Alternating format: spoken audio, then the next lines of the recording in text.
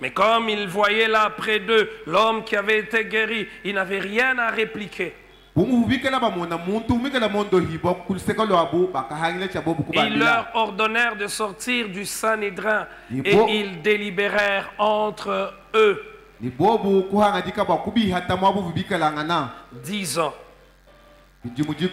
disant, que ferons-nous à ces hommes? Car il est manifeste pour tous les habitants de Jérusalem qu'un miracle signalé a été accompli par eux et nous ne pouvons pas le nier.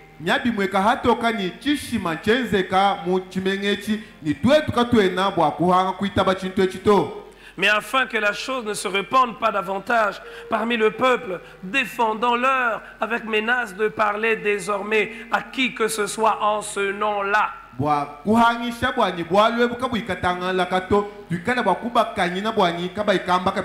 Et les ayant appelés, ils leur défendirent absolument de parler et d'enseigner au nom de Jésus. Pierre et Jean leur répondirent, jugez s'il est juste devant Dieu de vous obéir plutôt qu'à Dieu.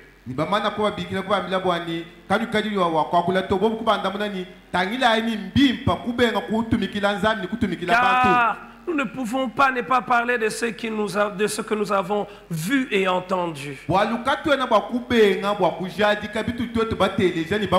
Ils leur firent de nouvelles menaces et les relâchèrent, ne sachant comment le punir à cause du peuple, parce que tous glorifiaient Dieu de ce qui était arrivé.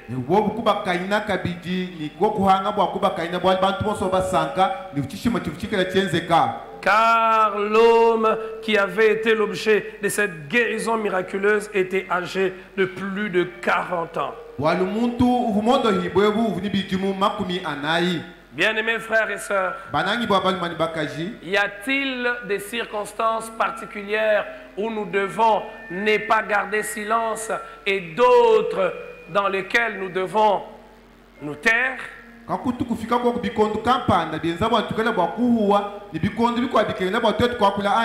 Il arrive souvent que nous nous interrogeons et nous nous posons ces genres de questions. Est-ce le bon moment de parler? Est-ce dans ces genres de circonstances, je peux prendre parole? Nous parlons depuis quelques semaines sur ne gardez pas ou ne gardons pas silence. Et aujourd'hui, c'est ne gardons pas silence 4. Nous irons peut-être jusqu'à 6 ou à 7. Le texte que nous venons de lire nous rapporte l'attitude du système religieux au début de la propagation de l'évangile. Après le bruit qui a été engendré par la Pentecôte à Jérusalem, où plusieurs personnes se sont converties, ont donné leur vie au Seigneur Jésus. Le petit groupe que Jésus avait laissé commence à prendre plus d'ampleur. Pour les sacrificateurs et tous les autres, ils avaient dans leur imagination pensé qu'ils pouvaient étouffer ce que Jésus avait commencé. Ils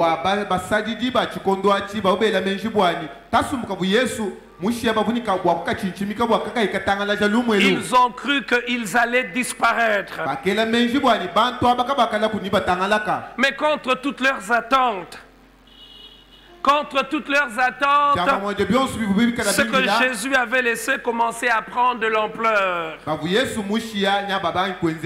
Le jour de la Pentecôte, 3000 personnes environ se sont converties.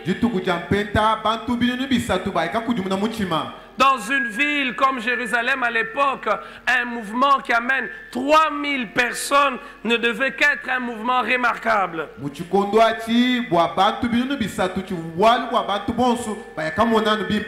Mais cela ne s'est pas arrêté qu'à la Pentecôte.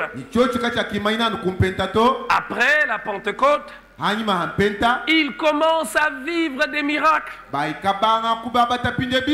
Des choses extraordinaires commencent à se produire par les mains ou au travers de ces personnes qui avaient suivi Jésus.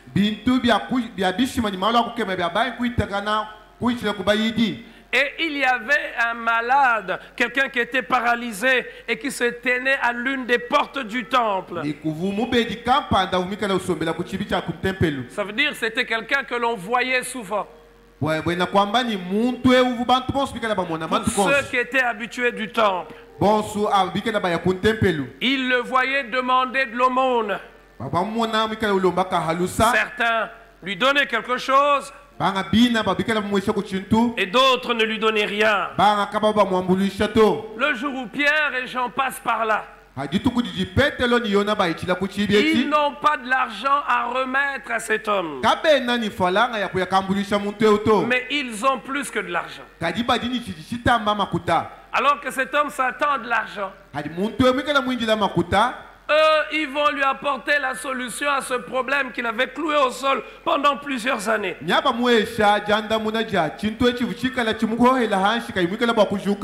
Et la personne est complètement guérie. La force revient dans ses membres. Il se lève. Et toute la foule qui était là se rend compte que quelque chose d'extraordinaire vient de se produire. Ils sont étonnés. Ils veulent en savoir un peu plus.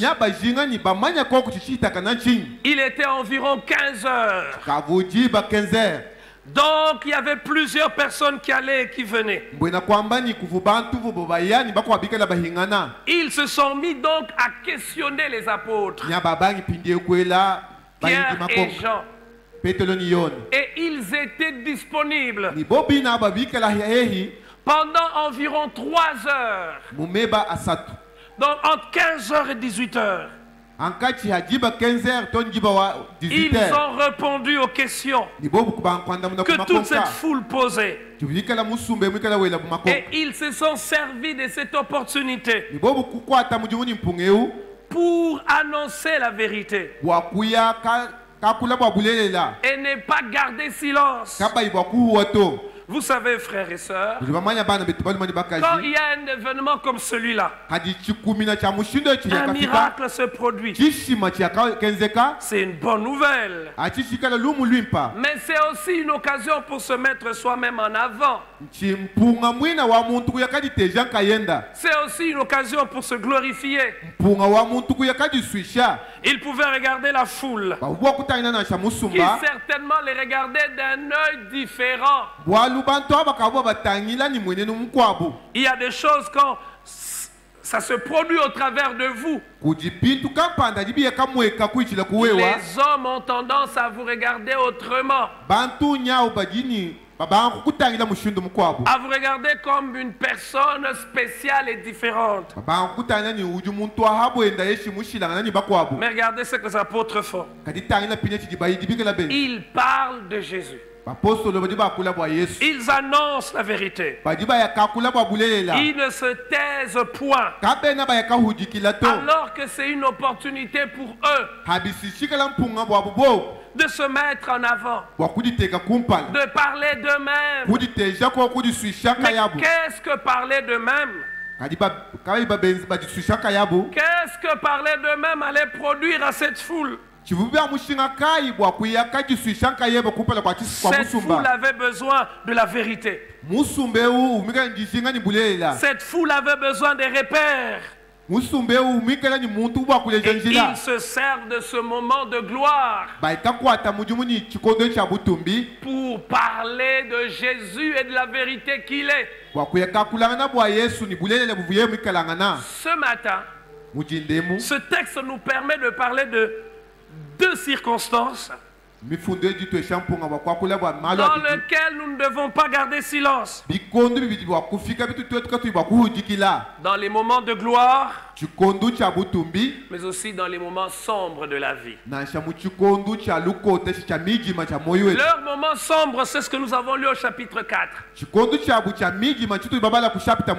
Ils sont arrêtés. Nous allons revenir sur ça. Mais au chapitre 3, il y a cette guérison extraordinaire.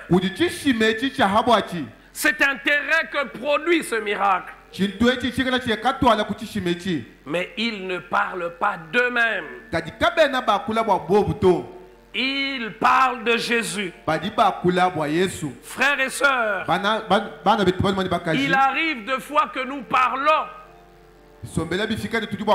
Mais pour Dieu, nous avons gardé silence. On peut parler sans dire ce que Dieu aimerait que nous puissions dire. C'est vrai que les hommes auront entendu le son de notre voix. Mais nous avons gardé silence parce que nous n'avons pas annoncé aux hommes et aux femmes la vérité qu'ils veulent entendre. Frères, chaque moment de gloire, de succès, de réussite, d'honneur, chaque moment où quelque chose d'extraordinaire se produit au travers de nous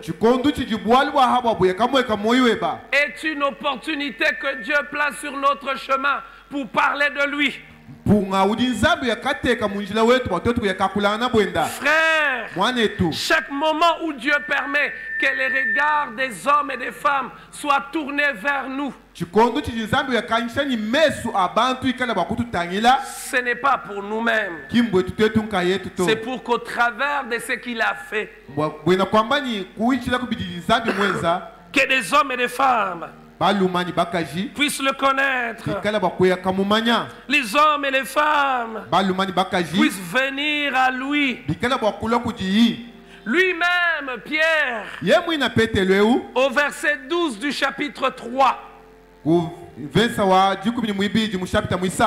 dit au peuple: pourquoi vous étonnez-vous de cela? Pourquoi avez-vous les regards fixés sur nous, comme si c'était par notre propre puissance ou par notre piété que nous eussions fait marcher cet homme? Ne nous regardez pas d'une manière extraordinaire. Ne nous regardez pas d'une manière spéciale. Ce n'est pas nous qui l'avons fait. Bien-aimés frères, j'aimerais nous parler des 3 pièges qui arrivent quand nous traversons des moments de gloire, de succès, de réussite. 3 pièges dangereux que nous devons éviter. Éviter à tout prix. Premier piège, c'est la tentation de croire que nous sommes spéciaux. Frère, tu as eu un emploi alors que vous étiez en course à 50. Ton activité a produit beaucoup de bien. Tu as commencé avec tes amis, avec un faible capital. Aujourd'hui, tu comptes des centaines de milliers. Peut-être des millions. Vous avez grandi dans le même quartier. Et tu as eu un mariage stable. Tu rencontres tes amis qui sont dans la drogue. Et toi, tu es resté sur la bonne voie. Comment est-ce que tu te regardes à ce moment-là? Comme un personnage spécial. Comme un homme important. Et vous savez, cela se fait voir même par notre manière de parler. Comment nous parlons à ceux qui ne sont pas là où nous sommes ou à ceux qui n'ont pas ce que nous avons. Cela se fait voir même dans notre manière de marcher. Nous croyons que nous sommes spéciaux. Celui qui se croit spécial ne parlera jamais de Dieu. Il va se taire. Il parlera de son intelligence. Ils pouvaient parler de leur attachement à Dieu. Ils n'ont même pas parlé de leur piété. Ce n'est même pas à cause de notre piété, mais c'est à cause de Jésus. Même quand on est chrétien, il arrive deux fois que l'on parle. Quand Dieu fait de grandes choses, oh, je suis un homme qui me sanctifie. Je suis une femme fidèle à Dieu. Je donne ma dîme. Frère, donner sa dîme et se sanctifier ne fait pas de nous des êtres spéciaux et n'oblige pas Dieu de faire des choses par nous. S'il fait des choses par nous, c'est simplement par grâce.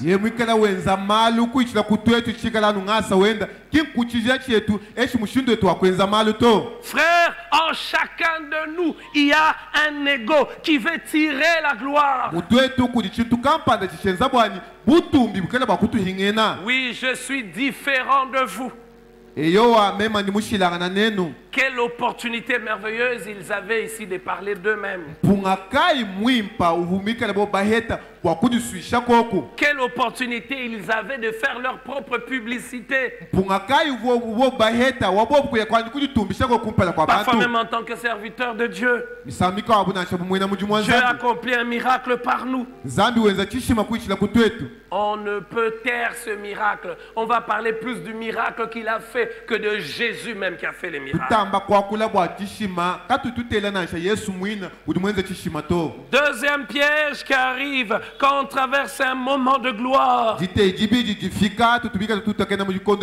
c'est d'oublier même l'éternel, d'oublier Dieu. Quand j'étais médecin stagiaire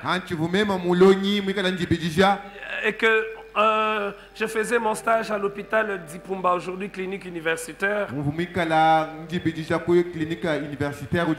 Alors je veux entendre un des travailleurs de l'AMIBA parler de leur direction générale à l'époque. À l'époque, l'AMIBA commençait déjà vraiment à traverser des moments difficiles. Et vous savez comme les travailleurs parlent toujours. Et il va dire, tous ces directeurs-là, c'est l'ivresse du lait qui les fait parler. Alors moi je sais que c'est le vin ou l'alcool qui enivre. Le lait peut aussi enivrer. Hein? Alors dans les moments de gloire, on peut devenir ivre de la gloire que l'on a. Ivre de la réussite que l'on a. Ivre du succès que l'on a. Au point où on va oublier Dieu.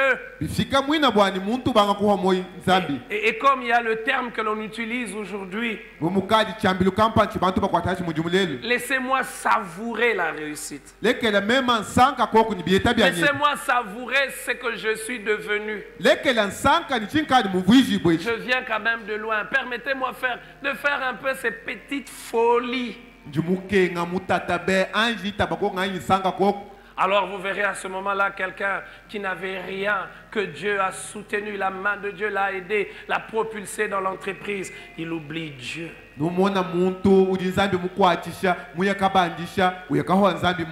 Et à ce moment-là, on va donner toutes sortes d'arguments. Qui a dit que pour prier, il faut seulement aller à l'église? Qui a dit que si j'ai une deuxième femme, j'ai péché?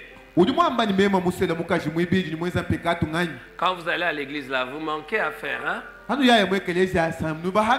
Est-ce qu'un homme occupé peut être tout le temps à l'église? Et on va regarder ceux qui sont restés fidèles au Seigneur, frère. Tu es encore dans ces choses-là. Tu es encore manipulable. Ouvre les yeux. Le temps que tu avais pour prier sont remplacés par le temps pour faire le sport. Il faut faire un peu de sport, frère. C'est bon pour la santé. Encore, on va dire, tu sais, frère, la vraie prière, c'est dans le cœur. Et je suis sûr que chacun de nous connaît quelqu'un comme ça. Si ce n'est pas quelqu'un que tu connais, c'est peut-être toi-même. Le moment de gloire t'ont fait oublier Dieu. Mais si tu l'as oublié, est-ce que tu vas parler de lui? Tu n'oses même pas mentionner son nom. Ceux qui voient ta boutique, ceux qui voient tes affaires évoluer, t'ont-ils déjà entendu dire que c'est Dieu? Oui, j'ai travaillé. Oui, je me suis sacrifié. Oui, j'ai été discipliné. Mais au-delà de toutes ces choses, l'Éternel m'a soutenu. On oublie Dieu. Et c'est un grand piège. Je prie le Seigneur, non seulement en tant qu'Église, mais en tant qu'individu, que le Seigneur nous amène à voir sa gloire dans tous les domaines de nos vies, mais surtout qu'il garde nos cœurs de l'oublier, qu'il nous donne toutes les bonnes choses, mais qu'il garde nos cœurs à ne pas l'oublier. Le troisième piège qui arrive généralement quand on traverse de moments de gloire, ce sont les pressions de nouvelles réalités que l'on commence à vivre. Vous savez, au début, je pensais que c'est seulement les pauvres qui ont beaucoup de problèmes. Les riches ont plus de problèmes que les pauvres. Ainsi donc, mon frère, tu vois, quand tu regardes ce monsieur de ton quartier ou de l'église, tu as l'impression qu'il a de la belle vie. Mon frère, détrompe-toi, il a plus de problèmes que toi. Alors,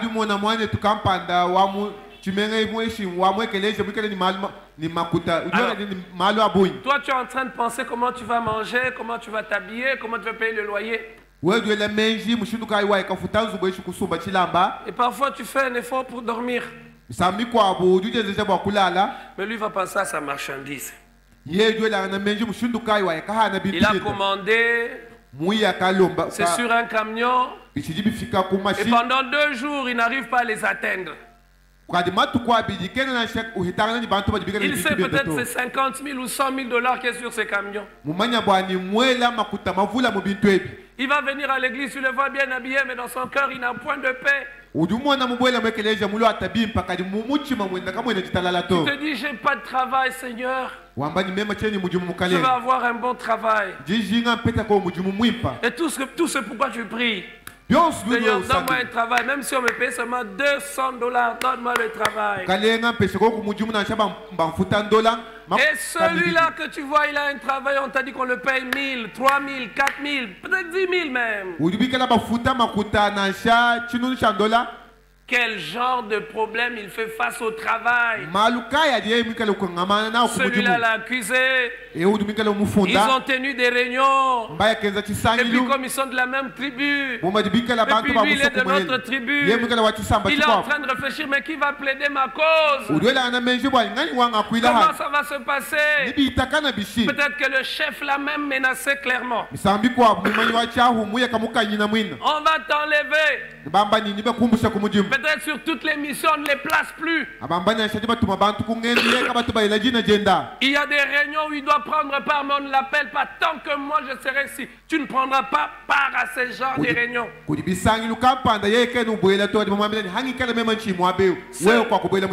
ou celle qui est célibataire dit, oh Seigneur, donne-moi le mariage, donne-moi le mariage. Je veux avoir ce mariage. C'est une bonne chose le mariage, hein, vous savez. Mais ceux qui sont dans le mariage, ils doivent trouver la paix avec leur épouse. Parfois ils ont des divergences. Parfois ils se disent, Seigneur, comment je vais vivre avec elle? Aide-moi. Comment je vais vivre avec lui? Arrêtons de croire qu'il n'y a que ceux qui sont pauvres ou qui manquent, qui ont des problèmes. Plus on commence à posséder, plus les problèmes augmentent.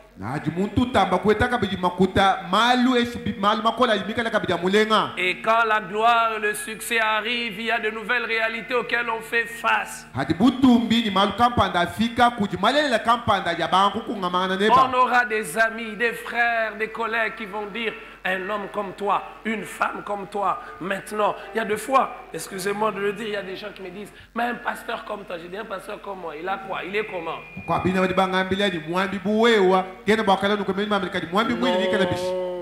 Les rangs que tu as maintenant, le statut que tu as maintenant.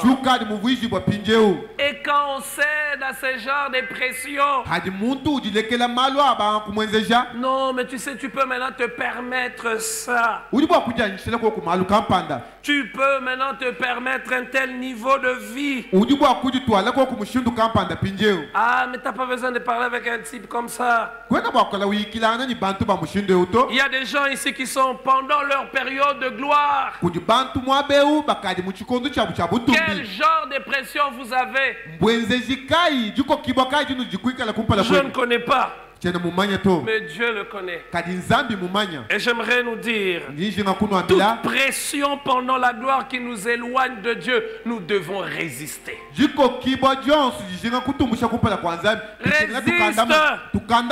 Quand vous allez aller en mission, et que tous les autres collègues ont des femmes, des copines qu'on amène, on va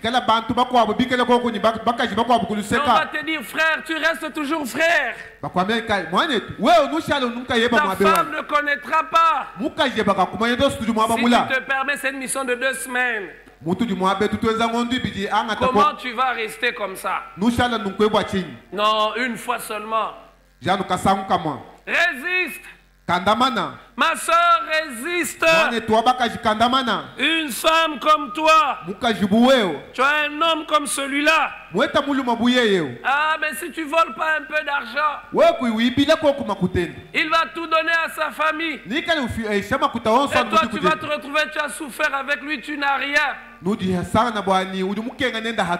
soeur, résiste. Le rang que tu as, voilà les genres de femmes avec lesquelles tu dois marcher. Non, frère. Non, ma soeur. Le rang que tu as, la gloire que tu as n'est pas une permission pour vivre dans le péché. Parce que quand tu vis dans le péché, tu ne pourras plus annoncer la vérité. Chaque péché dans lequel nous tombons nous ferme la bouche. J'aimerais le répéter.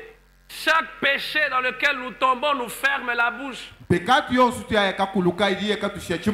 Comment vas-tu encore parler de la crainte de Dieu si toi-même tu ne crains pas Dieu? Ça sera trop lourd pour toi. Comment vas-tu parler de la fidélité si toi-même tu es infidèle à ta femme? Comment vas-tu parler de la loyauté si toi-même tu es déloyal à Dieu? Comment vas-tu parler de l'intégrité si toi-même tu n'es pas intègre? Es-tu dans un moment de gloire? Que la gloire ne te pousse pas à garder silence. Que ce que tu commences à vivre et à faire dans ce moment de gloire ne te prive pas de parler. Vous savez, il y a 2 fois, vous arrivez dans certains milieux, quelqu'un que vous connaissez comme chrétien, vous attendez certainement qu'il parle du Christ et des valeurs du royaume. Mais vous êtes surpris par son silence. Parce que même ses amis vont dire: toi tu parles du Christ maintenant? Et vous savez, quand ils savent que tu ne vis pas correctement, tes amis, tes collègues, dès qu'ils voient tes frères dans la foi, tes collègues vont se mettre à rire. Ton pasteur est arrivé.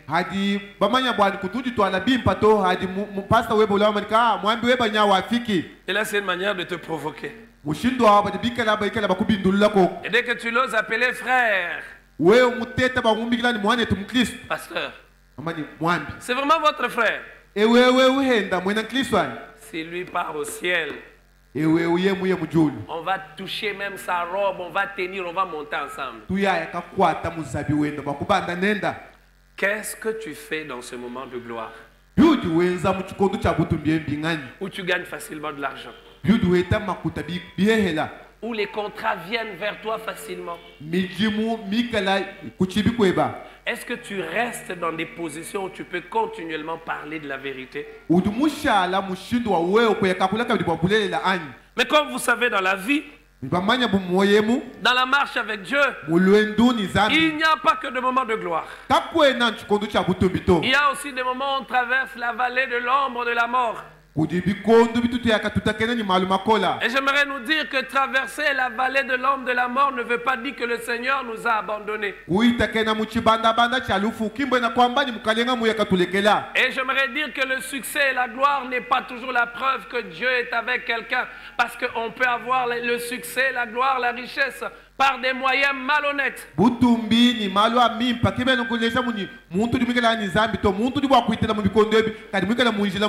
c'est important qu'on le dise dans le temps dans lequel nous sommes. Parce que dès que l'on voit quelqu'un avoir la gloire, le succès, la renommée, vous savez ce qu'on dit? Dieu l'a béni, Dieu l'a visité.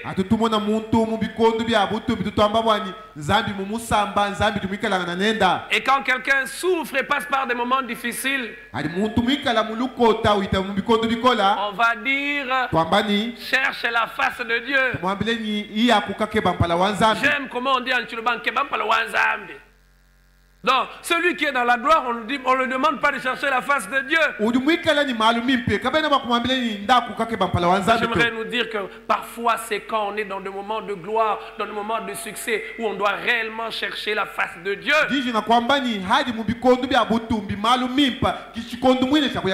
Quelqu'un a dit cela et c'est resté gravé dans ma tête. La période la plus dangereuse dans la vie d'un homme, c'est pas toujours quand il souffre, c'est quand il est dans la gloire. Plus de personnes se perdent. Les personnes se perdent plus dans la gloire que dans l'échec.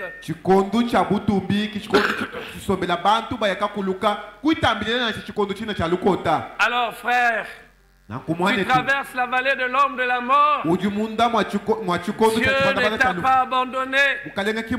Il est avec toi. Après le miracle, après qu'ils aient parlé pendant 3 heures, qu'ils étaient en train de répondre aux questions de cette foule, les sacrificateurs et les commandants du temple. Le commandant du temple, c'était le sacrificateur le plus important après le souverain sacrificateur. Et les Sadducéens, ceux qui ne croyaient pas à la résurrection des morts, ils sont arrivés là. Ils les ont trouvés en train de parler de Jésus qui est mort et qui est ressuscité. Ils étaient exaspérés. C'est ce qui est dit dans la version Colombe. En fait, ils étaient excédés, c'est ça le terme. Ils étaient énervés. Et qu'est-ce qu'ils vont faire? Ils vont mettre la main sur eux. Ils vont les jeter en prison. Et comme il était tard, on ne pouvait pas les faire comparaître. Ils vont passer la nuit en prison. Mais en fait, où était Dieu? Dieu par qui ils ont accompli un miracle. Dieu par qui ils ont donné la force aux membres de ce paralytique. Dieu était là. Mais il ne les a pas délivrés. Il y a des combats dans lesquels le Seigneur ne va pas nous délivrer parce que c'est au bout de ce combat que sa gloire va éclater. Tu es là ce matin et tu attends une délivrance. Et tu attends, mais la délivrance ne ne vient pas, quand tu es fidèle et que tu crains Dieu et que la délivrance ne vient pas, attends-toi à ce que tu t'engages dans ce combat, parce qu'au bout de ce combat, peu importe comment ça va se passer, Dieu va glorifier son nom.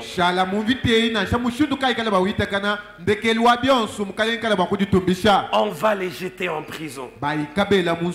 Il arrivera de fois que nos paroles vont déranger. Comme nous l'avons vu dimanche passé avec Hérode le tétrarque, qui était dérangé par ce que lui disait Jean-Baptiste. Ici aussi, frères, sœurs, les sacrificateurs, les souverains sacrificateurs, les Sadducéens sont dérangés par le message des apôtres Jean et Pierre.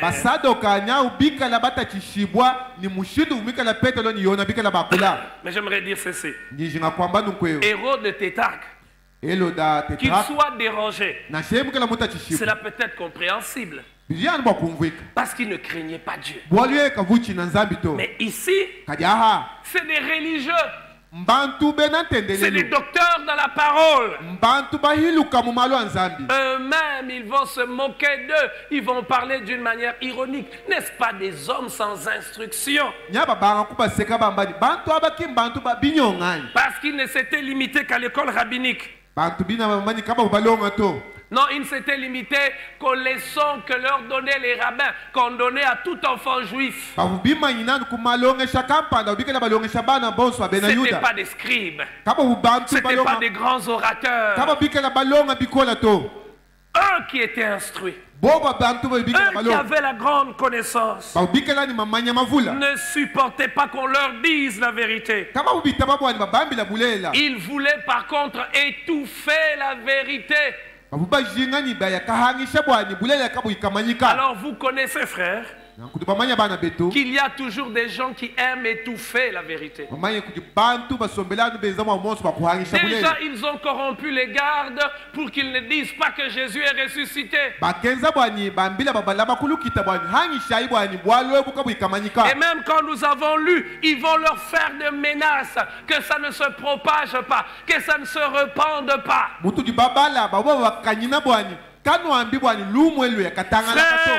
Frères, sachons-le, qu'il y aura toujours dans ce monde des hommes et des femmes qui seront menacés par la vérité. Et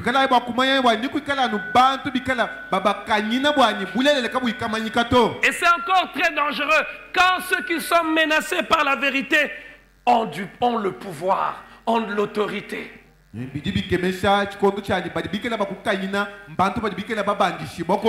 faire quand ceux qui sont menacés par la vérité que l'on doit dire ont le pouvoir? Ils peuvent nous inquiéter et qui nous font traverser de moments difficiles. Devons-nous nous taire? Eh bien non. Peut-être que toi, tu traverses des moments difficiles maintenant. À cause de la vérité que tu as dit. Ce que tu as dit là où tu travailles. Ce que tu as dit là où tu pries. À cause de la vérité dans laquelle tu vis. Peut-être qu'on ne te supporte pas. Frère, sœur, qu'est-ce que tu dois faire? Te rétracter? Non. Celui qui est dans la vérité est toujours plus fort. Il est toujours plus fort que celui qui est dans les combines et dans le mensonge. Frère, ceux qui sont menacés par la vérité et qui ont le pouvoir, ils ne peuvent pas annuler la vérité. Regardez ici. Il y a un miracle. Il y avait un miracle authentique. Quand bien même il ne voulait pas que l'on parle de la résurrection. Mais il y avait un miracle. Et il ne pouvait pas le contester. Je ne peux m'empêcher de faire une prière à haute voix. Que Dieu nous donne dans nos vies des faits. Des faits qui vont faire que même ceux qui ne veulent pas nous entendre, même ceux qui ne veulent pas nous voir, ne pourront nier l'évidence de ce que Dieu est en train de faire.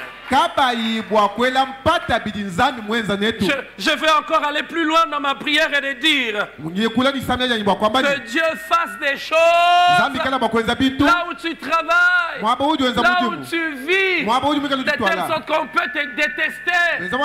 Mais les compétences que Dieu t'a données vont faire qu'on ne l'aime pas, mais c'est le meilleur dans ça. On ne le supporte pas, mais en dehors de lui, personne d'autre ne peut le faire.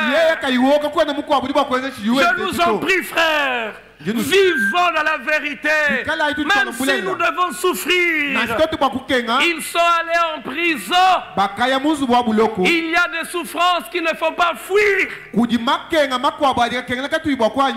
frère. Vouloir fuir la souffrance peut nous amener à nous compromettre. Vous entendez les gens dire je ne veux pas souffrir. Ah, je ne veux pas souffrir. Les jeunes filles disent je ne veux pas me marier pour souffrir. Voilà pourquoi on se marie au boxeur. Oui, il a beaucoup d'argent, mais il est brutal. Voilà pourquoi on se marie aux infidèles. Avec I majuscule. Je ne veux pas souffrir. Parfois, en ne voulant pas souffrir, on va se mettre dans la gueule de la souffrance.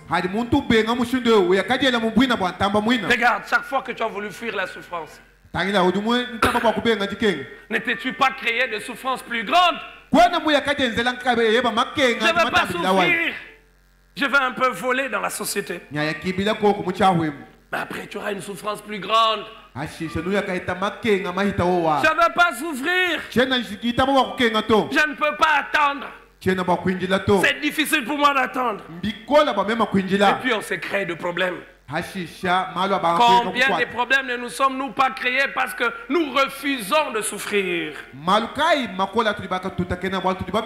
Il prêchait en Jésus-Christ la résurrection des morts. Cet enseignement était contraire à leur doctrine. Et eux, les sacrificateurs et les sadducéens, ils ne pouvaient rester indifférents à leurs actes et à leur message. Et surtout parce qu'il y avait un plus grand intérêt. La population était accrochée. Les gens commençaient à les prendre au sérieux.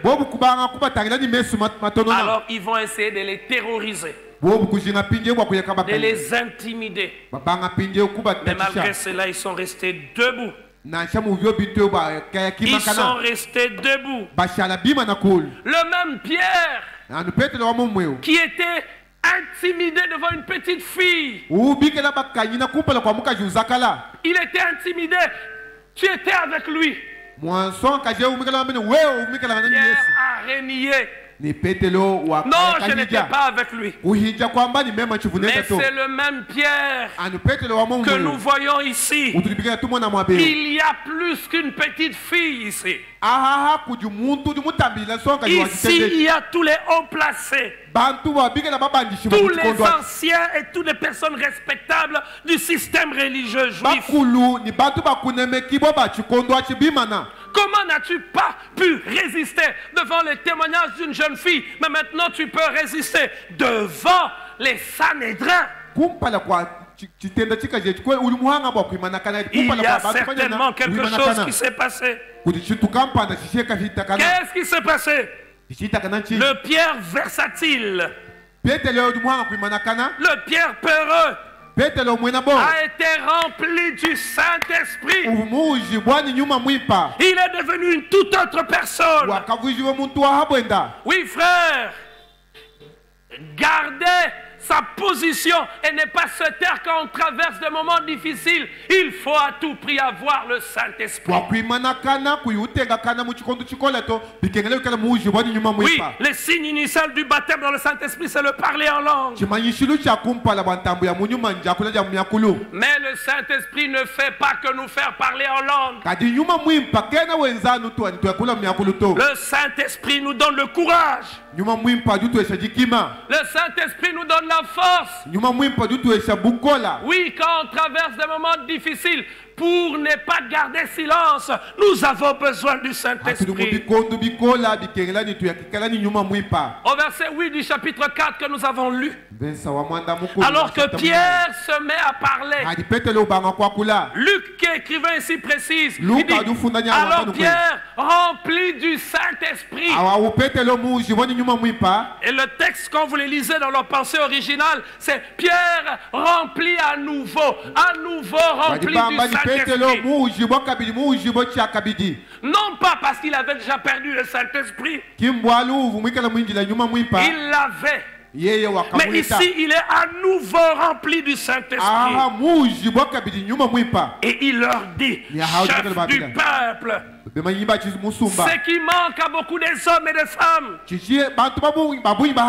n'est pas toujours l'instruction. Ce qui manque à beaucoup des hommes et des femmes, c'est le Saint-Esprit.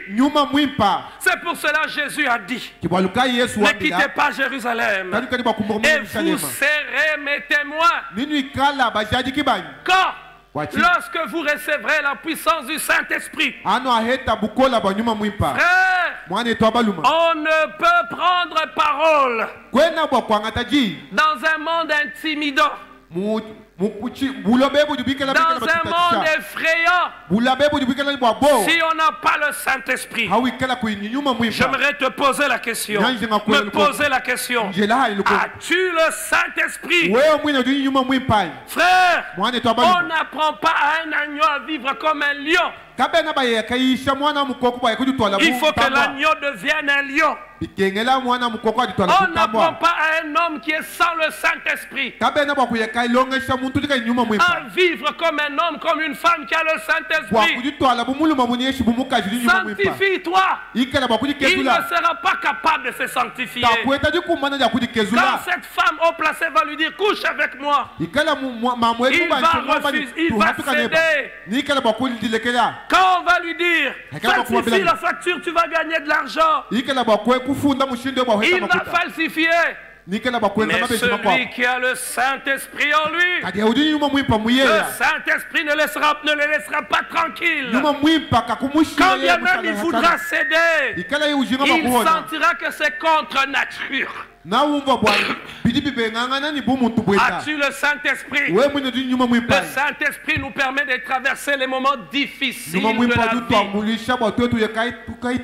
les tempêtes de la vie, et de faire que même dans les moments difficiles,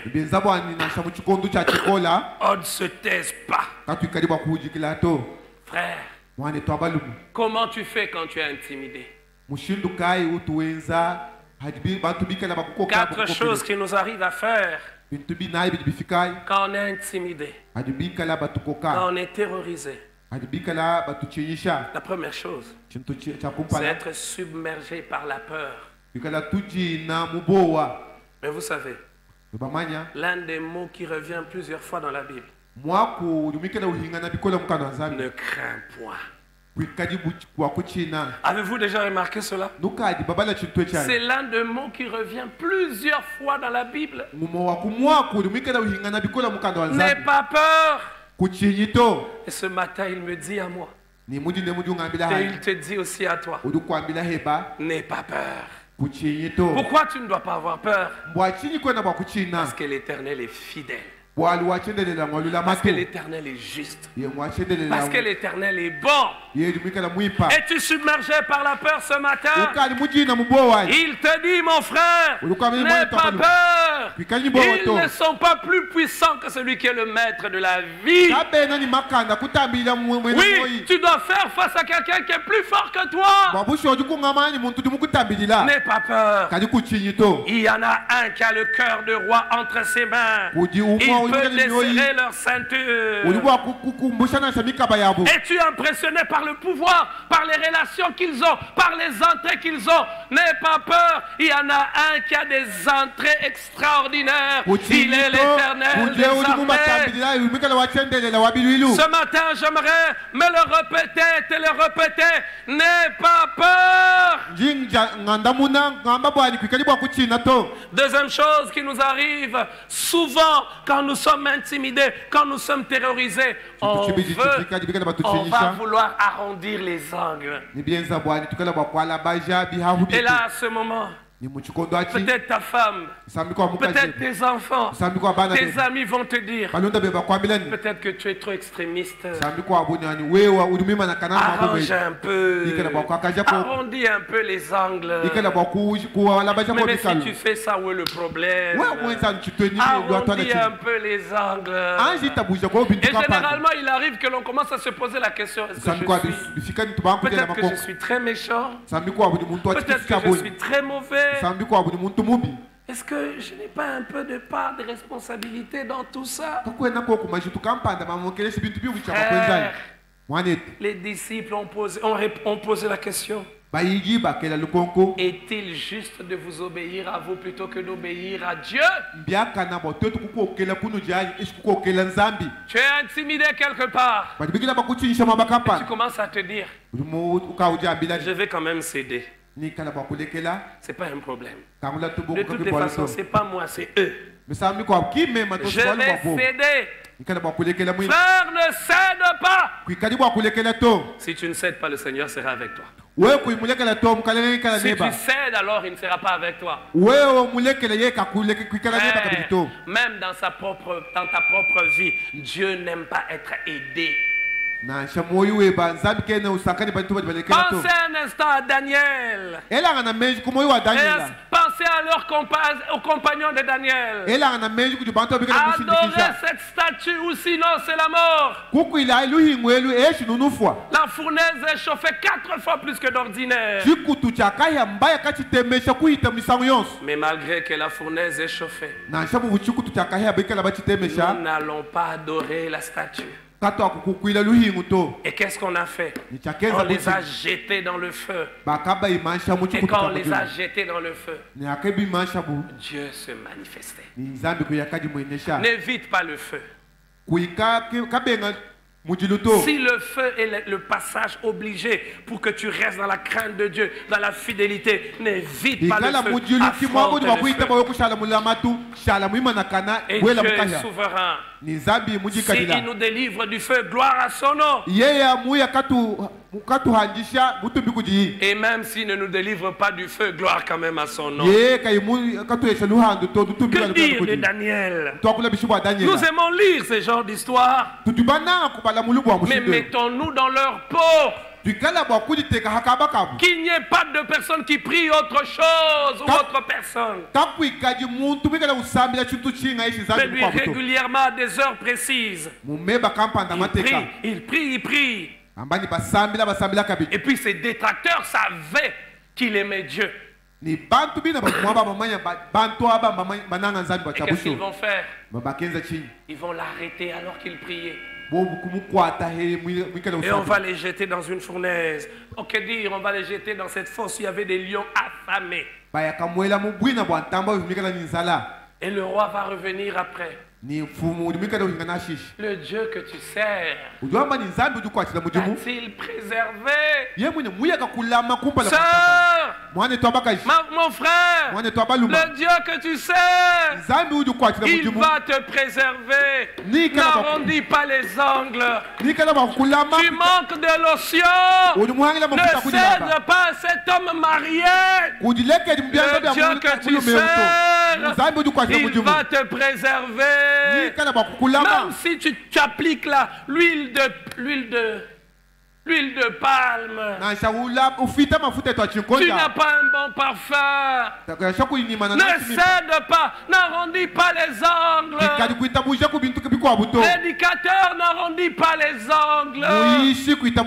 N'entre pas dans les poches des personnes que tu prêches pour avoir rapidement des choses. Y a-t-il un Dieu que tu sers? Alors si tu crois qu'il est là, tu dois croire qu'il est grand. Si tu crois qu'il est là, tu dois croire qu'il est plus puissant que ceux qui te menacent. Il peut mettre fin à ceux qui te menacent. Pardonnez-moi de faire cette prière. Je lève ma main, je dis Seigneur, mets fin à quelqu'un qui menace la paix de quelqu'un. Réduis son pouvoir, Seigneur. Réduis son pouvoir. Est-ce qu'il y a quelqu'un qui le croit ce matin, qui peut donner un amen de foi? Que le Seigneur réduise le pouvoir de cette personne. Je ne vais pas demander qu'il puisse mourir, qu'il se convertisse, qu'il vienne au Seigneur, mais qu'il se convertisse en voyant que le Seigneur, que toi tu sers, est fidèle. Alors frère, même si c'est dans des moments difficiles, ne garde pas silence. Vous savez frère, la souffrance fait taire beaucoup de gens. Combien de gens se taisent, ils connaissent la vérité, mais ils disent bon, est-ce qu'on va même croire?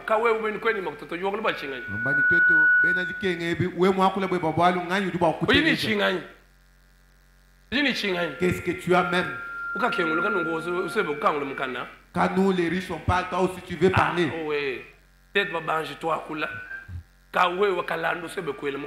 Tu n'as rien, tu veux aussi prendre la parole ici. La sagesse du pauvre est méprisée.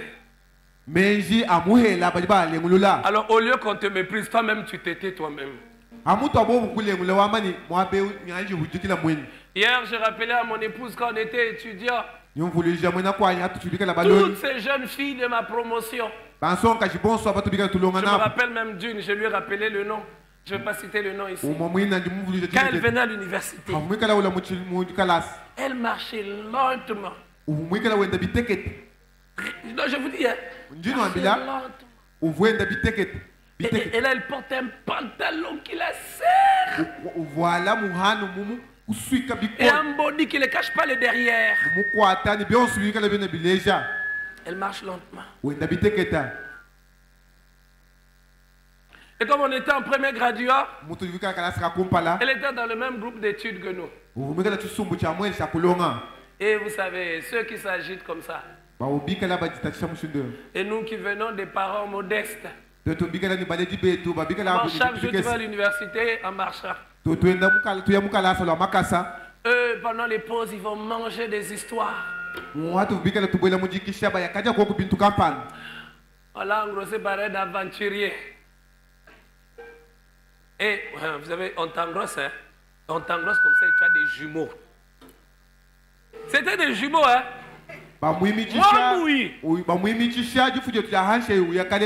Mwambui.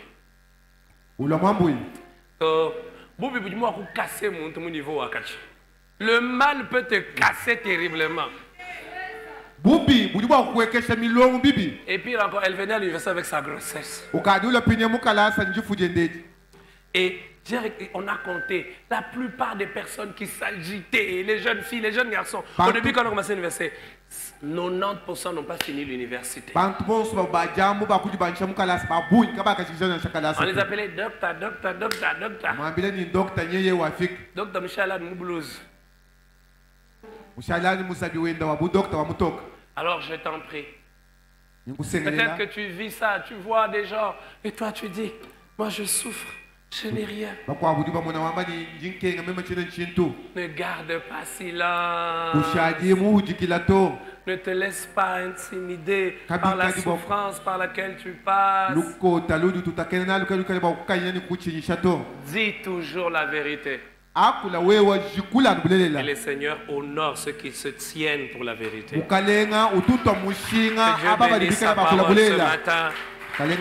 Que Dieu bénisse sa parole ce matin. Que Dieu bénisse sa parole ce matin.